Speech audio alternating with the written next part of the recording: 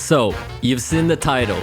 I recently made the mistake of buying the Tokina 11 to 16mm lens. I know what you're thinking. Why would it be a mistake to buy such an affordable and amazing lens? Well, stick around and I'll tell you all about it.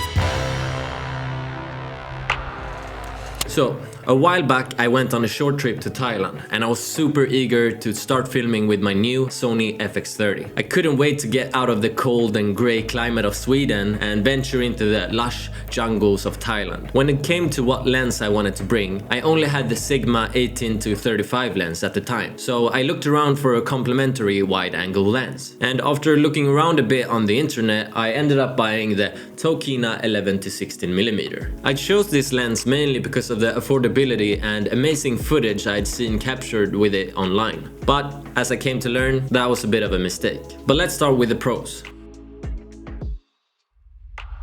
The price point of this lens is absolutely amazing. It's certainly a great value lens for the quality of the images it can produce. I even managed to buy one second-hand for no more than 250 euros, which is pretty impressive compared to other lenses. The fact that it has a variable focal length between 11 and 16mm is also a big plus. When paired with an APS-C sensor, this corresponds to about 18 to 26mm. This variable focal length allows you to capture both wide-angle shots at an arm's length as well as zooming in for a more close-up feel. It's not super close-up, but it's definitely more than if you have a set focal length at about 11 or 12mm. And aside from that, this lens has a pretty fast aperture with an f value of 2.8, which allows for some nice bokeh and depth of field without making the focus area way too small. And in my opinion, when using a wide-angle lens, you rarely want that really fast aperture anyways. When it comes to the image quality of this lens, I have absolutely no complaints. The sharpness, the color, the bokeh, the overall look of this lens is absolutely fantastic. I was actually really impressed with the images I was able to capture with this lens. When I first had this lens delivered, I had a bit of a weird experience. I wanted to attach it to my new Sony FX30, but this is a Canon EF mount, so I used my Sigma MC11 adapter. And when I tried to attach the lens to the adapter, something wasn't right. Like, it fit and everything, but it didn't want to go all the way. I was so confused, so I googled around like a maniac. I was scared to use too much force because the last thing I wanted to do was break my newly bought lens, but after a while I felt I had no other choice, so I put some muscle in it and it finally clicked. I don't know if I broke something or if it was supposed to be like that, but since then it seems to have worked perfectly, so just a weird side note.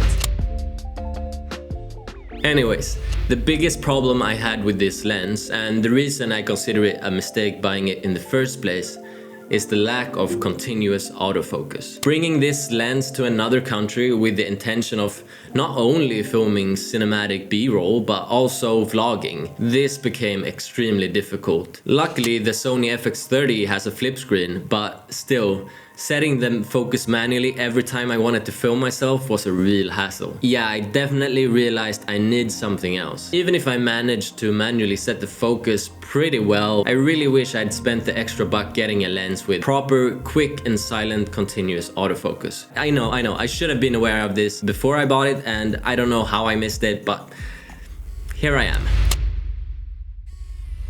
So, the conclusion. If you're looking to buy an affordable wide-angle lens that you will use primarily for commercial work or cinematic footage where manual focus isn't a problem, then the Tokina 11 to 60mm would be a great choice. Overall, it's a super good lens with the limitation of only having manual focus. However, if you're buying a lens for YouTube and vlogging or a lot of just run and gun filming overall, then you should probably spend the extra bucks to find a lens with silent and fast continuous autofocus. I think I will keep this lens because it's such a nice lens for the right usage, but I've already went out and bought myself a new lens, a wide-angle lens with continuous autofocus just like that one. That's the 12mm lens from Samyang. It has continuous autofocus, f-stop of 2. Even if it's the first time I'm using it, it seems like the autofocus is working really great, which for many reasons is gonna make my life easier. So I might do another video about that in the future. Make sure to subscribe for that. But yeah, that's all I wanted to talk about today. If you have any other lenses that you think I should know about, make sure to drop a comment. Thank you for watching and I'll see you in the next one. Peace!